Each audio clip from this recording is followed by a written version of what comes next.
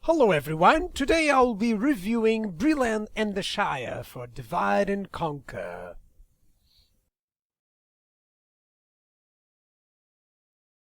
Bree and the Shire is of course a faction that is composed of many villages in the beginning, but no castles whatsoever. Bree is the only big town that you start with. They have some easy enemies, but they are all quite far away, such as the remnants of Angmar, the orcs of the Misty Mountains nearby, and then of course we have Dunland and the clans of Inidwaith. But in between that we have plenty of rebel settlements to take. Their objectives are to hold 60 regions, and that will include a lot of settlements. Of course, it will include as well northern Tarbad, which is around here, I believe. Yeah, there we go. Let me show you again the diplomacy. So, in terms of eliminating factions, that's where it gets a bit complicated. They have to both eliminate the clans of Inidwaith to the south and the remnants of Angmar to the north. This will mean that you will have several paths to victory, since you begin in a center position, and pretty much most of the initial time will be to take a lot of rebel settlements. Anumines, Fornos Terrain and Tharbad are among the most important ones to take. You start with, in terms of diplomacy, 2 allies in the northern Dunedain and the Grey Havens of Linden, who actually surround you. So you will be in a conquest war with your allies for the rebel settlements that are nearby, of course. Take them as fast as possible. In terms of the enemies, you have the clans of Inidwaith, the Dunlandings, and the remnants of Angmar. To join them will be, of course, soon enough, the orcs of the Misty Mountains.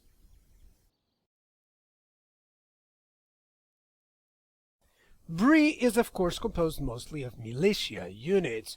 The good thing about them is that they're rather numerous, so you will have plenty of men to fight with. You have a few hobbits in your ranks, and fairly good ones, I would say, especially the Banderbrass archers with the long-range missiles. This is very effective in the beginning, of course. You'll have also some units who are effective against armor pretty much early on, including the hobbits, of course. And you do have a few good units, such as Bree-land Watchman Elite, that you can use in the end of the game to quite some effectiveness. Of course, Dunedain Blade Masters will also be a very important addition. And although you have some cavalry, most of it is simply medium cavalry. You will not have anything like archers or whatever in the cavalry forces. In terms of units, Bree also has one good factor for them, which is their medium rate of replenishment. Mostly all of their units will be able to be produced in even small settlements. For instance, Bree already has the lumbermen and woodland hunters available, and of course, if you check a little bit, you'll have a lot of good regiments right away available on the early stages of the game. This is a faction that is quite easy to get to the late game in terms of units, but of course, the more the time spent, the more you'll have difficulties against your foes. So simply use your forces and the higher rate of replenishment to overwhelm the enemy in the beginning. You have a good upkeep because most of the units are rather cheap. Even the Woodland Hunters, which will be the most effective unit in the beginning, only cost 100 in upkeep. In terms of initial and elite army, your elite army will be fairly good. It will be a medium army in comparison with other factions. But of course, you can always overcome that with your generals. By the way, you do start with 3 generals of at least 5 stars, with Paladin having 6 stars inclusive. So you be on the lookout to use your generals to the most effective way, and also remember to capture a few initial settlements that are key to victory, such as, for instance, Numinous and Fornos Terrain. In terms of buildings, Bree will be mostly your tech facility, let's say, especially to get the most effective units in the beginning. Of course, if you notice, in terms of, it's not really a special building, but the land clearance also provides with Bree-land militia and archer militia. So you'll have plenty of units, and of course you will be gaining more money and more food because of this. So it is quite an added bonus to the faction that you can actually have economy plus military on just one building. You also have a few other buildings such as a lumber camp who will also provide some units. So we'll have units on almost every building.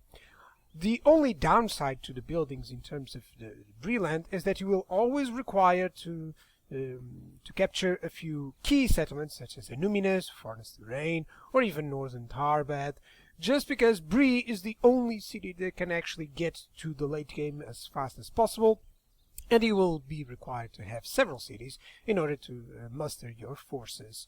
In terms of finances, they are fairly good, and of course, because of the aspects that I have already told you about, it will be fairly easy to keep these finances good, even with a lot of armies, since most of your units are quite cheap. So basically, Bree is a very cheap faction with a lot of potential, but you will need to be careful on your expansion.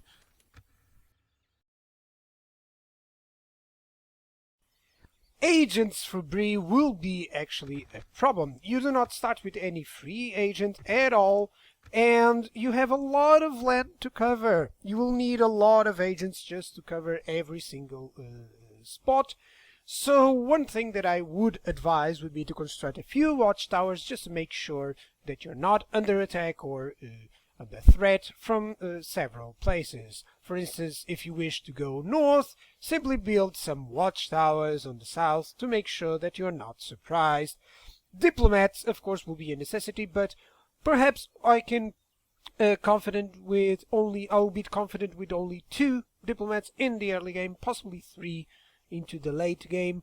1 diplomat would go immediately into the east, gather up some factions and trades, of course, some maps and trade, and then would go into the north and explore, of course, and the other diplomat will simply go into the south. Spies will be a necessity completely. There's a lot of counterattack options, and of course, as always, I would use assassins, especially with this faction. I would use them against generals to minimize the factor of you having only militia units who will not be so suitable in prolonged fights.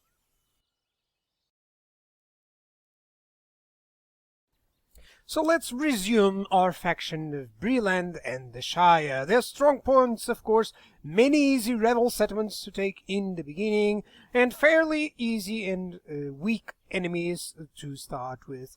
They can grow really fast and really rich. It's one of the factions that will benefit the most from their own position.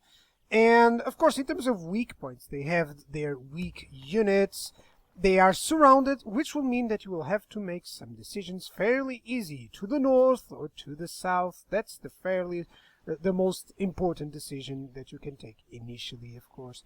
They have no good tech options because neither of their units in the end will be fairly good. Of course, you can rush to them, but I would advise mostly an attempt to capture as much settlements initially, rather than simply going into the tech options. In terms of generals, they do have 3 good ones, rather good ones to begin with. And of course you will need them because, well, you are surrounded. You will need a lot of generals and a lot of small pocket armies in the beginning. They are great for rushes, but very poor for tech. They will take a long time to victory just by eliminating 2 factions on opposite sides, of course. Nevertheless, they have a lot of replay value since they have so many paths to victory. They have rather an interesting position, and especially this is my best part, it is the decision making that Bree will cause in your gameplay. So enjoy!